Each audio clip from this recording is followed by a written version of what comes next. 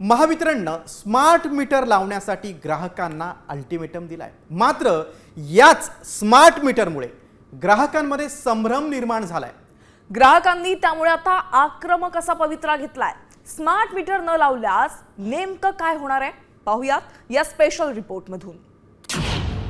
महावितरणचं सुलतानी फरमान, smart मीटरसाठी 48 तासांचं ultimatum.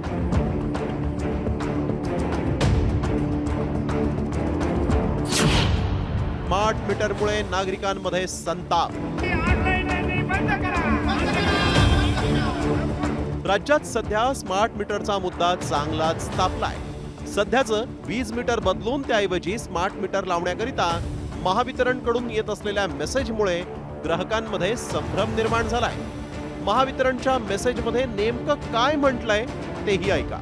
प्रिय उपभोक्ता, भारत सरकारने दिनांक 17 ऑगस्ट 2021 रोजी जारी केलेल्या राजपत्र अधिसूचनेनुसार जर तुमचे मीटर स्मार्ट मीटर नसेल तर हा संदेश मिळाल्यापासून 48 तासांनंतर महावितरण किंवा त्यांच्या अधिकृत प्रतिनिधींद्वारे तुमचं सध्याचं मीटर बदलून त्याऐवजी स्मार्ट मीटर बसवण्यात येणार आहे। हा संदेश तुमचे सध्याचं मीटर बदलण्याबाबतची पूर्वसूचना आहे। दरम्यान राज्यामध्ये ठिकठिकाणी स्मार्ट मीटरच्या विरोधात नागरिकांनी रोष व्यक्त केलाय।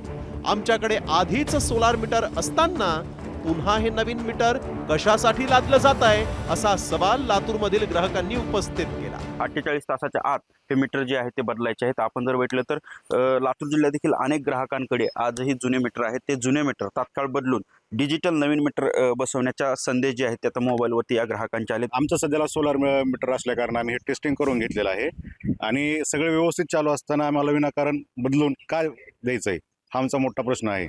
हिंगोलीतही स्मार्ट मीटरच्या नावाखाली जास्त पैसे आकारल्याचा गंभीर आरोप ग्राहकांनी केला। पहिलंच आमचं साधं मीटर होतं ना, त्याचं बिल व्यवस्थित येत होतं। आता हे स्मार्ट मीटर असं बसवल्यामुळं ते बिल वाढत चाललं। त्यामुळे 7-7, 8-8 हजार रुपये जर बिल भरायचं मग खायचं काय? हे स्मार्ट मीटर नको आहे आम्हाला। हो, तर कल्याणमध्ये स्मार्ट मीटरमुळे महावितरणच्या तेजश्री कार्यालयात जोरदार हाय व्होल्टेज ड्रामा पाहायला मिळाला। ठाकरे सेनेच्या पदाधिकाऱ्यांनी हातात काळे झेंडे घेऊन स्मार्ट मीटर विरोधात महावितरणचा निषेध केला।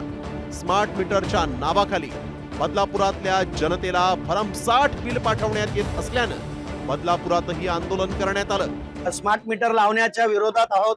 सर्वसामान्य नागरिकांचा याला विरोध आहे। सर्वसामान्य नागरिकांची हीच म्हणणं आहे की दरवेळेला तुम्ही वेगवेगळे मीटर लावून आम्हाला का नाहक त्रास देताय। वरिष्ठांच्या आदेशानुसार हा मेसेज ग्राहकांना पाठवल्याचं महावितरणचं म्हणणं आहे। तसंच स्मार्ट मीटरमुळे ग्राहकांचा फायदा होणार असल्याचा दावाही महावितरणच्या अधिकाऱ्यांनी केलाय। 85 पैसे प्रति युनिट तुम्हाला ते सवलत मिळणार आहे। आपल्या रेटपेक्षा ती सवलत ग्राहकांनी घ्यावी आणि हे मीटरचे कुठले चार्जेस ग्राहकांना लागणार नाही। सगळ्या ग्राहकांना विनंती आहे की आपले वीज बिल अचूक येण्यासाठी आणि आपलं त्याच्यावर नियंत्रण राहण्यासाठी आपण महावितरणनी जो मुख्य कार्यालयाने आम्हाला आदेशित केलेले आहेत ते सर्व आपले स्मार्ट मीटर्स ग्राहकांचे बदलून आपल्याला एक वेगळ्या याच्याकडे जायचं। मात्र स्मार्ट मीटरसाठी ग्राहकांना अल्टिमेटम दिला जात असल्यानं विरोधकांनीही आक्रमक पवित्रा घेतला।